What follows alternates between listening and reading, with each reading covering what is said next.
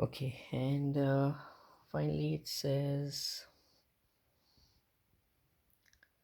I'm supposed to attach the baffle 9 to the crossbeam using the M4 bolts A and tighten with, this is the smaller hex key.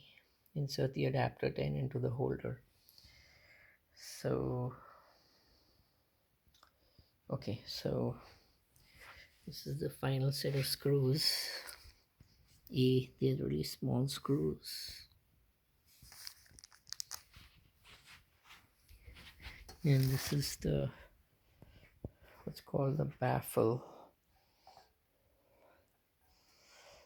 So this is supposed to be attached with this fin facing down according to this diagram, and it looks like this screw A goes through these smaller holes over here on both sides, so that would be this and that one. So I guess I would place it like this, and it looks like those screws align. I'll finish this and continue the video.